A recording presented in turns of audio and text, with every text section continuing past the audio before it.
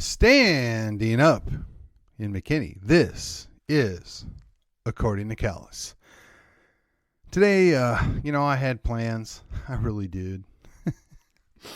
It's Valentine's Day. I'm going to be quick about it. I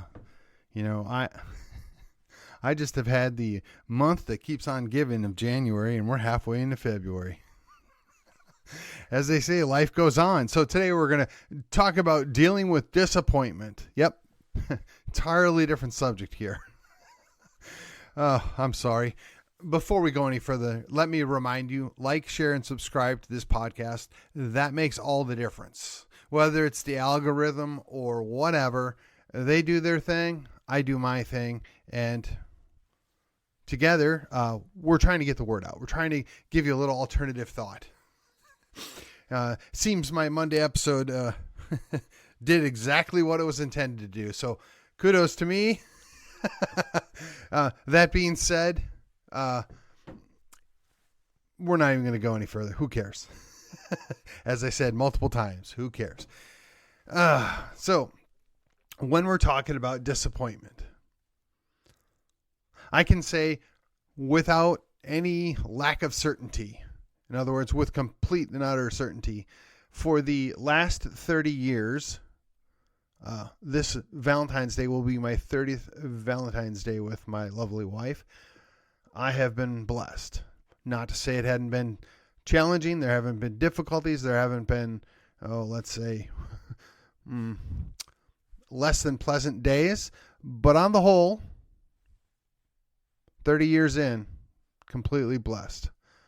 So there are other things that happen. There are other things mostly beyond your control that are disappointing. And what helps me is to try and keep everything in perspective. My wife and I often tease each other about carrying burdens that aren't ours. That is, we worry about things and we get weighed down by things that aren't our responsibility, that are outside of our control, that really, truly shouldn't be weighing on us, but they just do. If I'm honest, there's a whole lot of things that weigh on me that really shouldn't. I mean, whether it's things in the city of McKinney that I have very little control over, whether it's things that happen in the school district that I have zero control over, whether it's things that happen at the state down in Austin that I have even less control over, or whether it's the folks over in D.C. that nobody has any control over, at least nobody in our country, let's put it that way. Those are things that really shouldn't derail you. They shouldn't depress you. They shouldn't put you out of sorts. But if you are involved in politics, if you're concerned about the economic future, if you're concerned about what's right, you can't help but see these things and have it affect you. But they are just that, political issues. And while I believe there are political solutions, I don't believe the solution in general is political. What I'll talk about is there's spiritual aspects in everything, right? And, look, if that's not your thing, respectfully, I can't fix that for you. But if you ignore it, if you pretend it doesn't exist, you're doing yourself a disservice. There are things that are put upon you that are outside of normal understanding, normal comprehension. My solution is to go to Jesus. Hey, God, I can't handle this on my own. You need to step in here. You need to have my back because I can't. I just can't. That gets me through things. That helps me keep things in perspective. What you do may be different. I can say with some level of certainty for you that if you give it a try, you might find that it's the answer that you needed. For me, it is. But it doesn't mean there's no struggle. It doesn't mean there's no challenges. It doesn't mean that things don't still weigh on you. It's just you can give them up. You've got a place to put them. Now, disappointments come in all shapes and sizes. And I'm going to rehash a couple of things that have been particularly disappointing, right? So for me, the last 3 months of 2019 and 2020 and most of 2021, extremely disappointing. Disappointed in good leadership that I thought we had. Disappointed in even poor leadership that could have fixed things that chose not to, disappointed in many, many churches, disappointed in many, many pastors, disappointed in people that were self-appointed leaders that just didn't do the job. They didn't show up. They sold us out. And some of those folks have now had the audacity to come back and try and push the blame on us, on we the people. And it's just like, no. We kept doing what needed to be done. We did our part. You're the one that failed. You're the one that didn't lead, or you're the one that led poorly or in the wrong direction. But again, you can let that weigh you down. You can get beat up by it, or you can just note it and move on. Give it to God. Now, economics is a challenging thing, right? You have certain expectations. There was the idea that at some point you'll be able to retire. Well, I've never really subscribed to that idea. It doesn't always make for pleasant conversations with people, because I just know that for a certain percentage of us, retirement is really never going to be an option. We're going to work until the day we die. Now, whether that's a regular full-time job, or whether that's multiple part-time jobs, or whether it's just some kind of side gig, it's going to be different for everybody. But the idea that you could just quit working and coast for 20 years until you die, that was a fantasy. It was a fantasy when it started, and it's even more a fantasy now. If you doubt me, just look at things. Now, granted, the disappointments vary from people giving bad advice on how to take care of things and bad advice on how to treat yourself, right? That doesn't end. It doesn't go away, but it does have a certain amount of weight on your emotions, right? And this is really what everything boils down to, right? You can have your political disappointments. You can have some spiritual challenges. You can have economic disappointments. You can have various other disappointments, but they weigh on you and they affect you emotionally. Now, this is something that, hey, the average guy wants to not even talk about, wants to run the other way. And then, quite frankly, a lot of folks just think, well, if you just talk about it, it makes it better. If you just open yourself up, well, maybe. But everybody processes this stuff differently. Everybody looks into things differently. Everybody has to deal with things in a different way. I don't know what that means for you, but for me, I give it away. I give it over to God, and then I just kind of let it stew a little bit. See, is there something here that is a legitimate concern? And then if it's a legitimate concern, is there anything I can do about it? Now, this is not any kind of unique idea. This is nothing, earth-shattering, but it's important to talk about it because, look, there's been a whole lot of bad stuff going on. It never really stopped.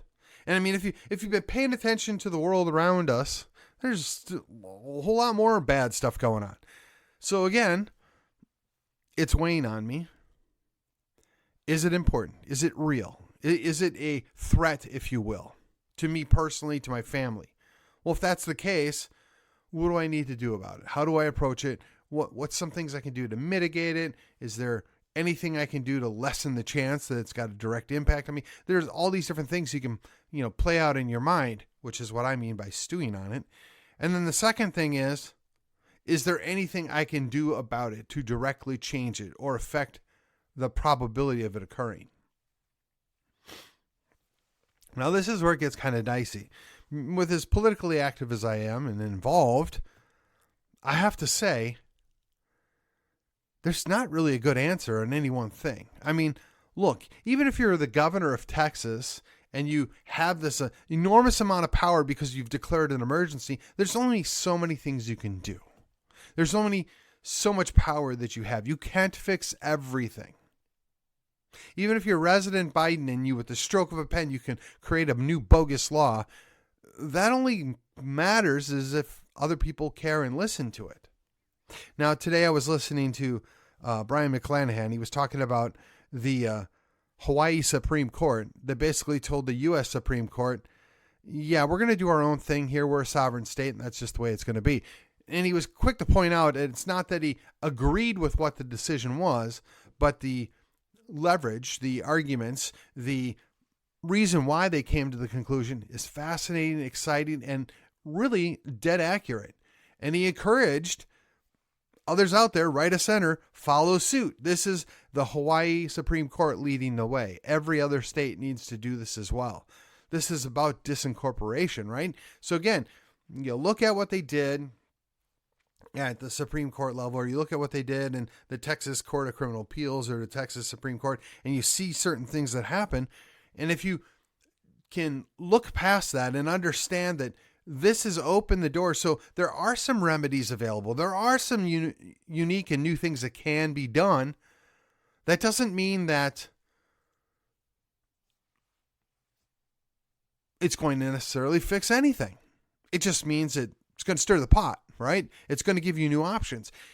But again, if you're active, if you're involved, how does this affect it? What can be done?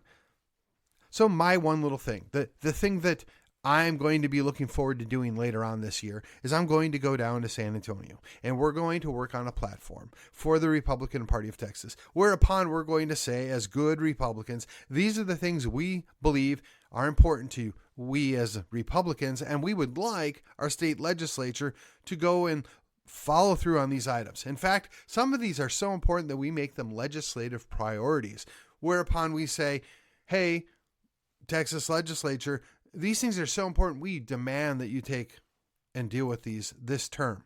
Now, most of the time, if we're lucky, we get between 35 and 50% of those issues addressed. You're never going to get 100%. But if we can keep pushing, if we keep articulating these are good things and these are why they want to be done, we might possibly get those things done. But by and large, we fixate and only see the failures, the faults, the shortcomings. And again, it's the disappointment, right? We didn't get everything we wanted. This wasn't a giant win, and you're downcast and you're upset and you're burdened by the failure. But is it a failure? If you've got 50% or 51%, some would call that a win. If you get things that you didn't previously have done this time around, how is that not a win? Now, the corresponding thing is, did the other side, did our opponents get more things done? Did the things that we won outweigh the things that we lost? Well, that's a fair question. But again, that's where we're dealing with the disappointment. If we're going to work for a greater good, if we're going to work towards greater goals, we have to understand that it's not a straight line, that there are things that need to be dealt with step by step. And we have to take the one step back for the 2 steps gained forward. We have to understand that nothing's perfect, that nothing is directly attainable all the time. We got to focus on the important things, the things that we can actually deal with, the things that we can make a difference with. So I'm going to go do my little part.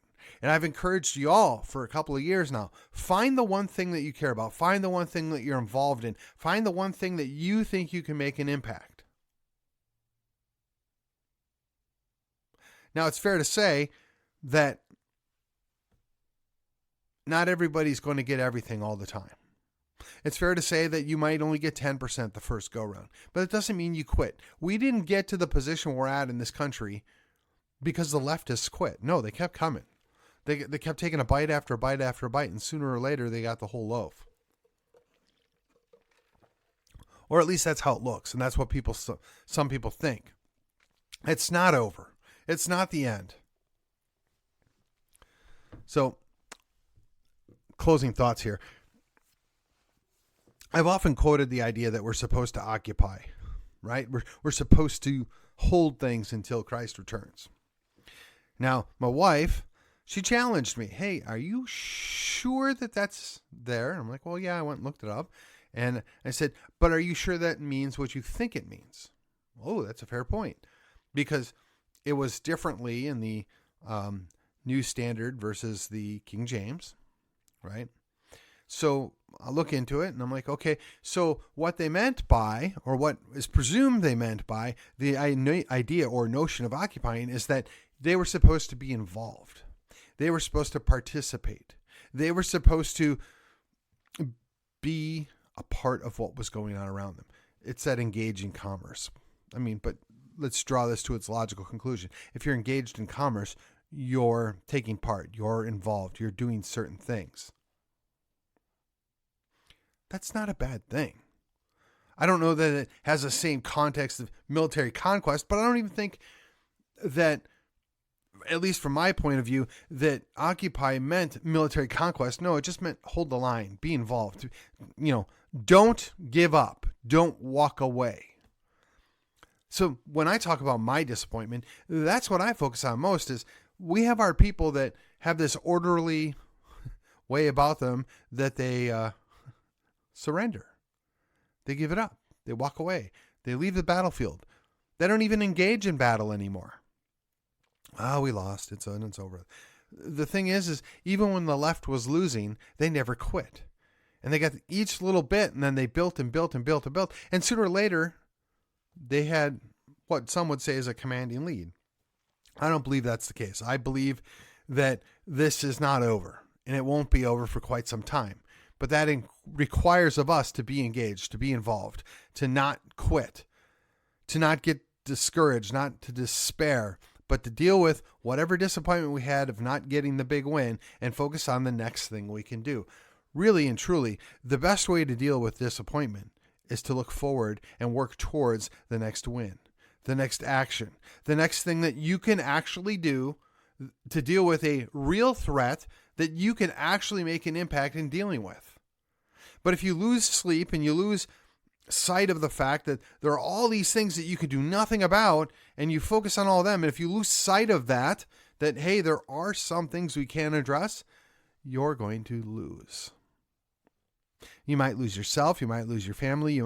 There's all kinds of things you can lose if you just get overwhelmed. You allow yourself to be buried.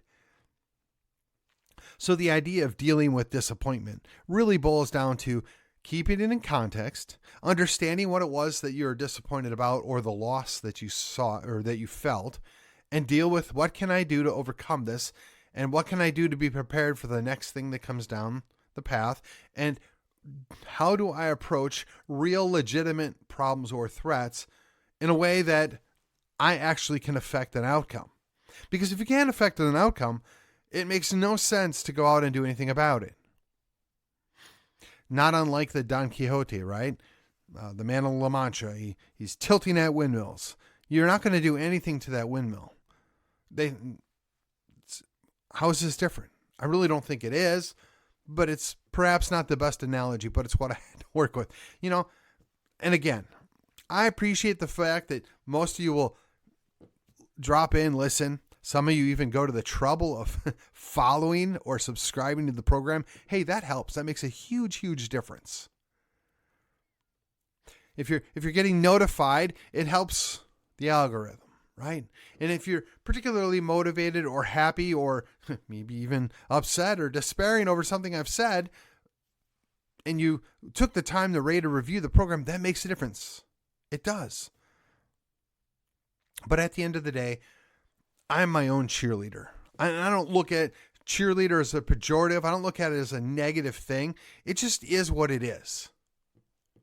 I try to remain positive, and it's difficult because, look, I'm disappointed about a lot of different things at any given time, but you move on.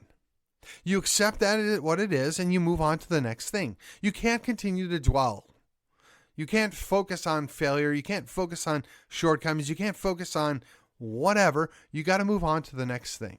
You got to always be perpetually moving towards the greater goal. That's how you deal with the disappointment, is you look at the next thing that you can accomplish. You focus on your accomplishments, not the things you fell short on. Easier said than done. For a whole lot of us, it's easier said than done. But that's what it boils down to. And the things that you can't control, the things that you can't overcome, you just give them to God. There's nothing you're going to be able to do about it anyway. Don't let it wreck you. So I'm going to keep it short and sweet. I know this is a primary season. I know there's a lot of heat being tossed around. I've given my few endorsements. I've given a couple recommendations. I really just don't see anything to be added. I mean, look, there are a lot of people out there. It'd be easy to pile on them or to beat up on them or point out their shortcomings. But really and truly, if you're running for office, I'd prefer you focus on why you're better, why you're the best, what you're going to bring to the table. It's real easy to point out somebody else's shortcomings, but focus on what you can do. I mean, I say that. I know that it's not really going to happen, but that's what I would like to see. That's what my expectation is. And as always, I'm going to be disappointed because all candidates focus on what the other candidate did or did not do and point it out as why they're not good enough, as opposed to, well, this is why I'm best. This is what I'm bringing to the table. This is how I'm going to improve things. It's funny because really a lot of people don't naturally talk about themselves and talk about how great they are. They count on other people to do it for them. There is a class of people that are very good at it, and those are the problem. You don't want those people in charge. You shouldn't trust those people with power, but that's the world we live in today. And look, if you think I'm being snide or mean or whatever, that's not my intention. I'm just trying to focus on, a whole lot of us get disappointed, but we move on. A whole lot of us have been disappointed by really people and things that we expected better of, but we move on. You make the best of what it is. And the things that are out of your control, the things that you can't fix, you just give them to God and you move on. You don't have any other choice. The world keeps moving and you need to be prepared for the next thing. And if you just focus on the things that are legitimate, that you can actually have an effect on, it's going to make your life so much easier. I mean, that's one of the reasons why I do this podcast. I labor under the idea that coming here every week, speaking my mind, giving people a different way to look at things, being open-minded as possible, or at least objective as possible, that I'll continue to do that. With that, this has been According to Callison. Yes, we are cutting short today. It is Valentine's Day. You probably ought to be spending some time with your spouse. I will see you on the other side.